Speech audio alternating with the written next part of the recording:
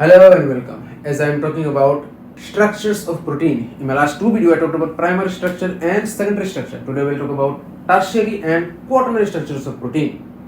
Now, if you understand primary and secondary structure of protein with all the subtypes, then you need to understand when a primary structure of protein merges with or binds with any types of secondary structure of protein via non-peptide bonds and then gets enfold, superfold, multiple folds, and then twist it pattern.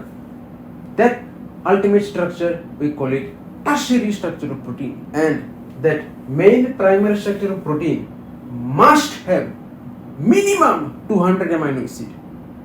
More is better.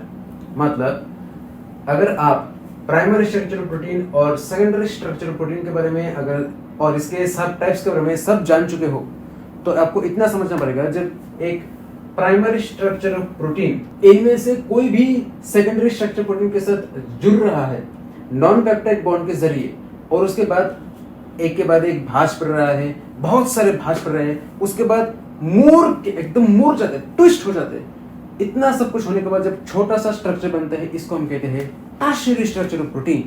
तो इनमें से जो पहला primary structure protein है, इसमें कम से कम 200 amino acid तो होना ही चाहिए, 200 से ज्यादा तो और बेहतर। नाउ एज आई से non peptide bonds, you already know about non-peptide bonds.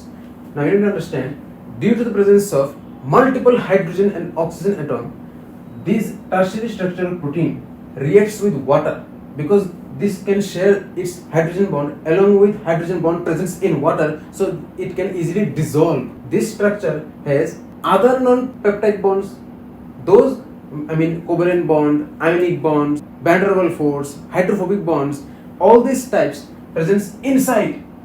That's why this structure becomes two part, outside part, inside part. Outside part forms surface which gets easily dissolved in water, but the inside part remains intact because it's hydrophilic. मतलब ये जो tertiary structure है, इसमें बहुत सारे hydrogen और oxygen atom रहते हैं, जिसके लिए वो पानी में रिएक्ट करता है, क्योंकि वो इसका अपना हाइड्रोजन बॉन्ड पानी का हाइड्रोजन बॉन्ड के साथ शेयर कर सकते हैं, बांट सकते हैं, जो आसानी से पिघलने में या घुल जाने में मदद होता है।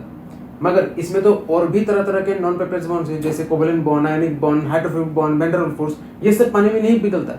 तो जो ये अंदर में रहते हैं, जिसके लिए ये टर्शियरी स्ट्रक्चर का दो हिस्सा बनता है, एक अंदर वाला हिस्सा जो हाइड्रोफोबिक पानी में नहीं पिघलता, और बाहर वाला हिस्सा सरफेस जो पानी में इजीली पिघल जाता है, हाइड्रोफिलिक पार्ट। टर्शियरी स्ट्रक्चर का बाहर का हाइड्रोफिलिक, अंदर का हाइड्रोफोबिक। समझ में आया? Now you need to understand one specific term in this tertiary structural protein is known as domain. Domain is basically a complex or compact globular functional unit of the entire tertiary structure of protein, and this domain is relatively independent. Just it's a little complicated. How can I make you understand? Suppose this is a hospital and you are a doctor, okay? So imagine this hospital is a tertiary structure of protein and you are domain, you are the functional unit.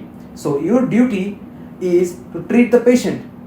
Now you can treat the patient inside hospital or outside hospital, your private clinic or anywhere else, nursing home, etc. So as a functional unit, you can work inside tertiary structure or outside of the tertiary structure. Just like that, an entire protein structure has a specific functional area. Without that functional area, the entire structure is nothing, useless. That functional area we call it domain. मतलब एक tertiary structure में एक बहुत ही खास शब्द है जिसको हम कहते हैं डोमेन, जो इसके साथ जुड़ा हुआ है। डोमेन क्या है? बेसिकली पूरे प्रोटीन स्ट्रक्चर का एक कॉम्पैक्ट, बहुत ही घिंजी और गोल जैसा गोलाकार ग्लोब्यूलर कार्यकारी यूनिट, मतलब जो बहुत काम करता है, काम करने का बनता है, काम करने वाला चीज। जैसे मान लो एक बड़ा अस्पताल है, इसको कल्पना करो कि ये एक टर्शियरी स्ट्रक्चर है, ठीक है, और वहां पे आप डॉक्टर हो, जो आप काम करते हो। तो अगर आप हॉस्पिटल के अंदर में, आपका काम क्या है? मरीजों का इलाज करना, जो आप अस्पताल के अंदर कर रहे हो। अब अगर कोई आपको अस्पताल से निकाल दे तो आप प्राइवेट क्लिनिक में मरीजों का इलाज करोगे या फिर नर्सिंग होम में करोगे, कहीं ना कहीं तो करोगे, क्योंकि आपका काम ही है मरीजों का इलाज करना। समझ में आया? तो बिना डॉक्टर के जैसे पूरा अस्पताल बेकार है, इसी तरह बिना काम करने वाला जो स्पेसिफिक एरिया है, जो उसको हम डोमेन कहते हैं, उस डोमेन के बिना पूरा यूनिट जो है स्ट्रक्चर, वो भी बेकार है। ठीक है, तो पूरा टर्शियरी स्ट्रक्चर में प्रोटीन का एक ऐसा जगह होता है जो खास काम करने वाला होता है. Okay, now the entire tertiary structure may be have one or more than one different specific functional units, I mean different types of domains. मतलब एक टर्शियरी स्ट्रक्चर में एक या फिर एक से ज्यादा अलग अलग काम करने वाला स्पेसिफिक मतलब खास काम करने वाला एक डोमेन रहते हैं, अलग अलग डोमेन रहते हैं, ठीक है. And each domain is made of super secondary structure which consist at least 25 to 300 amino acids. It's a range. मतलब ये जो अलग अलग डोमेन है, डोमेन क्या है, एक सुपर सेकेंडरी स्ट्रक्चर है जिसमें 25 से लेके 300 तक अलग अलग तरीके का अमीनो एसिड रहता है. 25 से कम हो गया बेकार है, 300 से ज्यादा हो गया तो भी बेकार है. Now the whole tertiary structure of protein is two type, globular and fibrous, which we'll talk about later, not now. Now I will talk about quaternary structure of protein. Quaternary structure means when two different long polypeptide chain binds with multiple tertiary structures via non-peptide bond but no foldings. मतलब quaternary structure क्या है, जब दो अलग अलग polypeptide chain, ठीक है, दो अलग अलग पॉलीपेप्टाइड चेन बहुत सारे टर्शियरी स्ट्रक्चर के साथ जुड़ रहा है नॉन पेप्टाइड बॉन्ड्स के जरिए, मगर इसमें कोई फोल्ड नहीं होता, कोई भाज नहीं पड़ता. टर्शियरी स्ट्रक्चर में जैसा बहुत सारे भाज हो रहे हैं, मतलब multiple folds, super folds, then twisting, बहुत सारे भाज पड़ने के बाद मुड़ जाते, ऐसा कुछ भी नहीं होता क्वाटरनरी स्ट्रक्चर में, ठीक है. For example our haemoglobin, ribosome, complex antibodies. Okay, I will talk about this in later, not now, just wait.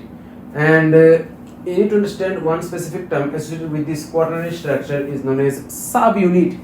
Each tertiary structure in entire quaternary structure of protein, each tertiary structures are referred as subunit. In shortcut we call it MAR. MAR I mean subunit. So if it is one subunit monomer, two subunit dimer, three subunit trimer, four subunit tetramer, five pentamer, six hexamer, seven heptamer, eight octamer, nine non etc. blah blah blah. मतलब protein का जो ये पूरा tertiary structure है, इसमें एक शब्द जुड़ा हुआ है जिसको हम कहते हैं सब यूनिट. सब यूनिट मतलब जो अलग अलग टर्शियरी स्ट्रक्चर है, इसको हम कहते हैं सब यूनिट. अब एक क्वाटरनरी स्ट्रक्चर में बहुत सारे सब यूनिट हो सकते हैं और एक एक सब यूनिट में हम शॉर्ट टर्म में कहते हैं मार. मतलब अगर एक क्वाटरनरी स्ट्रक्चर में एक सब यूनिट है, मतलब एक टर्शियरी स्ट्रक्चर है, इसको हम कहते हैं मोनोमर. अगर दो सब यूनिट मतलब दो टर्शियरी स्ट्रक्चर है, इसको हम कहते हैं डाइमर.